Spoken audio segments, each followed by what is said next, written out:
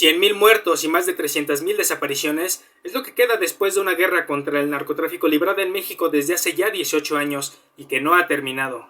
El documental que les recomendaré hoy son los testimonios de los sobrevivientes de esta guerra, si es que se les puede llamar sobrevivientes.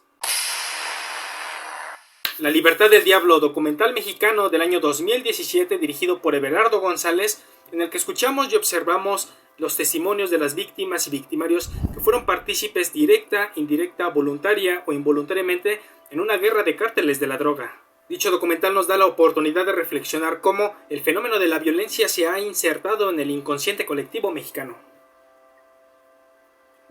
Antes que nada, contextualicemos. Las entrevistas del documental se refieren a lo que en México se le llamó guerra contra el narcotráfico, que ni es guerra porque no son países los que están enfrentados entre sí, ni tampoco es contra el narcotráfico porque nunca se luchó contra el tráfico de narcóticos, sino que nuestro imbécil expresidente Felipe Calderón Hinojosa, en su ignominia, llamó así a su política contra el tráfico de drogas, que no fue más que una triste simulación de guerra. Anabel Hernández, periodista mexicana, en su libro Los Señores del Narco, nos señala que desde los 70s el gobierno mexicano está coludido y negocia con los cárteles de la droga para repartirse el pastel de los narcóticos. Y que en el año 2006, cuando Felipe Calderón Hinojosa llega a la presidencia, le brindó la protección del Estado a un único cártel, al de Sinaloa, lo que causó que todos los cárteles entraran en conflicto. El gobierno del lado del cártel de Sinaloa entró en guerra contra todos los demás cárteles. A partir de aquí, hasta el día de hoy, cientos y miles de homicidios, desapariciones, secuestros,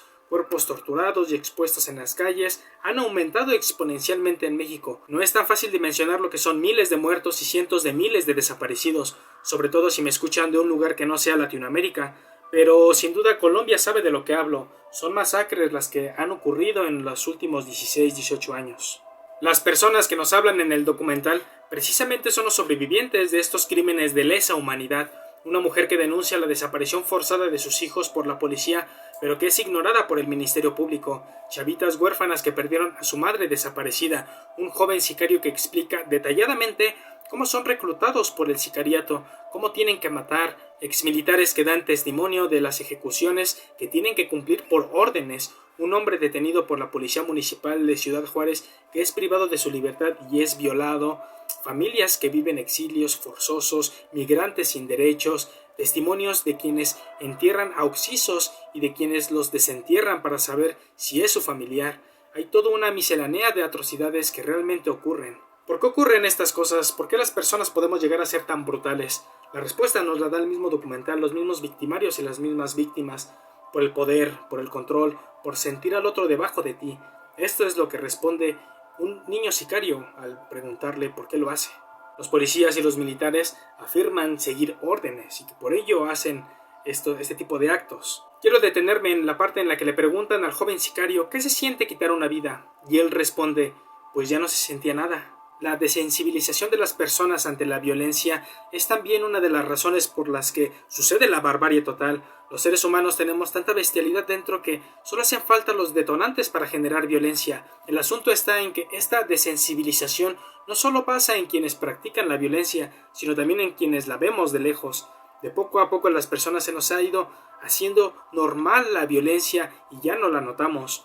Le tememos, pero hemos dejado de hacer algo para combatirla. El director precisamente busca que, por medio de los testimonios, los espectadores sintamos empatía por las personas que escuchamos, que no olvidemos lo que ha pasado, que tengamos memoria. Nos explica el mismo Everardo González que las máscaras que llevan los entrevistados no son para proteger sus identidades, sino que basándose en las máscaras del teatro griego, el objetivo es potenciar las posibilidades reveladoras que tienen el uso de las máscaras, para que puedan expresarse mejor y de la misma manera nosotros veamos la mirada genuina de dolor que tienen los testimonios. Las máscaras revelan más de lo que pueden ocultar. A quienes las usan les libera del miedo y de la responsabilidad, dejando la libre exposición del coraje, de las heridas, de las cicatrices ante la cámara. Esta cinta logra que la mirada del otro, sea víctima o victimario, nos hermane y nos haga sentir pensar que el dolor ajeno nos pertenece y que no debería ser ajeno. Lo lamento mucho por aquellos que han perdido familiares o seres queridos a causa de la violencia y la impunidad que vive el país. No me puedo imaginar, pero puedo entender que duele más tener un desaparecido que un muerto. porque al fallecido le rindes luto, sabes dónde está, sabes que ya está descansando, pero cuando se trata de familiares desaparecidos, cada día es un calvario que te carcome por dentro. En verdad espero que sus familiares vuelvan sanos y encuentren la paz. Hay que señalar que el título de esta producción, La libertad del diablo, se refiere al demonio suelto con todo y sus bestialidades dentro de un colectivo impune. ¿Cómo detener esta violencia, injusticia e impunidad? Les diré que habrán propuestas a lo largo de todos estos videos, pero les adelantaré una. Si el crimen organizado está coludido con las autoridades, entonces primero hay que perseguir a estas autoridades que ayudan al crimen. El asunto está que si la investigación de estos delitos y crímenes que corresponde a la Fiscalía, al Ministerio Público, depende del Ejecutivo Federal, quiere decir que le tenemos que quitar ese desmedido poder al Ejecutivo Federal o estatal, ¿vale?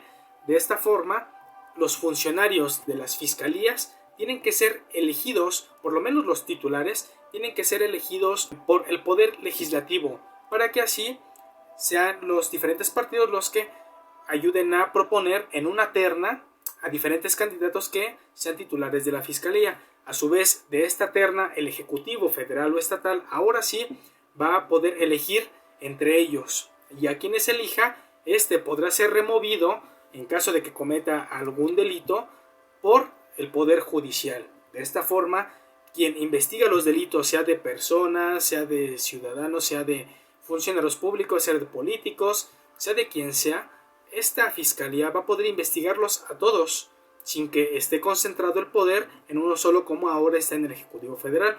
Si el poder se divide entre los tres poderes, de esta forma podremos tener un equilibrio del poder.